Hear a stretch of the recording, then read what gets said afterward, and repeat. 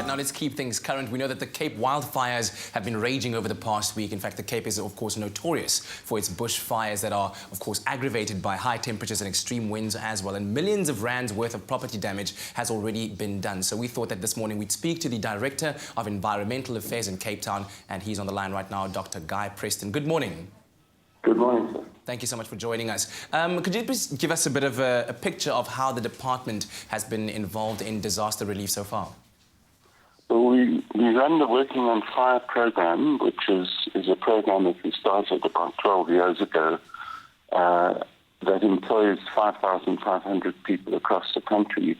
But in the Western Cape, we employ 800 people, 850 in fact, through the Department of Environmental Affairs. And we brought down some additional people, another 150 odd from the Free State and the Eastern Cape.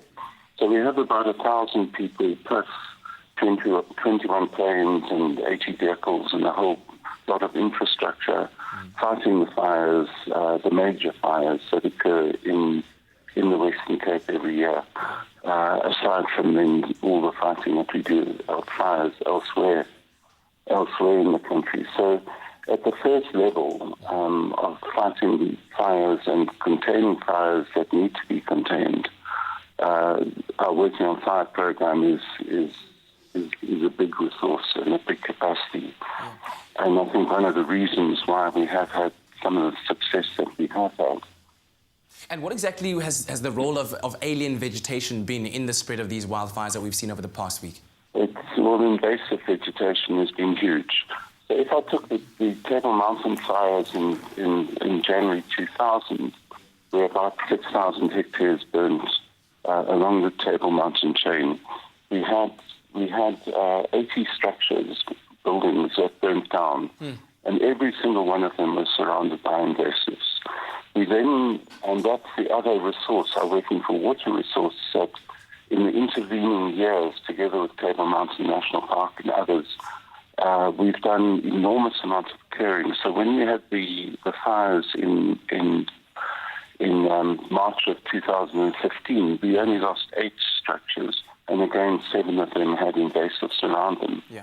And I think when you look at the fires that have occurred now in the Helderberg Basin, in parts of Simonstown and around there, and many other fires, invasives are always a major component of it. They burn at about tenfold the intensity of the indigenous species that they displace. But the worst thing about it is that post-fire, their seeds are the ones that are most likely to germinate and dominate. So once you've had a fire, if you don't deal with invasives, it just means a worse fire in years to come. So the resources that the Department of Environmental Affairs is putting into this through Minister Malelwa is very high. That budget is 1.2 billion rand a year, of which a proportion then goes into the Western Cape. Yeah. So I guess that's certainly one thing that property owners can do, make sure, to kind of control the growth of invasives around their properties in order to keep them fireproof, or as far as possible keeping them fireproof. Absolutely. And if they don't do that, the legal implications, because of the National Crop and Forest Fire regulations, if the fire starts even not on your property, but on your property, and spreads onto somebody else's property, and you haven't taken the measures to control it, you could be held liable in a civil case, let alone a criminal case, for the damage that's occurred. So it's likely post these fires that you are going to start seeing civil cases against people who haven't fireproofed their properties. Yeah. It's not just invasives, but invasives dramatically compound the problems.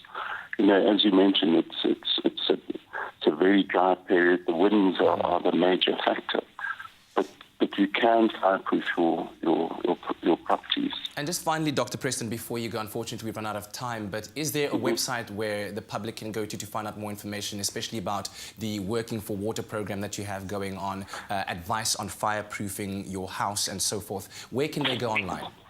Well, the best would go to go to the Department of Environmental Affairs website itself. Just type in the Department Environmental Affairs, and that will guide you through to the all the programs that we're running. These are 2 of 14 different programs that we do run. But I could also give you a contact address if people would like to get specific information, so they could just send it to myself. At this stage, it's Preston, Preston, at environment.gov.za. There we go. And I will pass it on to the correct people. So Preston at environment.gov.za. Thank you so much, Dr. Preston, for joining us this morning. That is Environmental Director Dr. Guy Preston from the Department of Environmental Affairs, giving us a bit of insight into what has been happening, of course, with regard to the Cape fires over the past week and what you as the public out there can do to help out, especially with regard to the Working for Water program. We know the impact that this has had on our environment. But right now, let's find out, maybe we can catch some inspiration on this Monday morning from our young ones, Graham.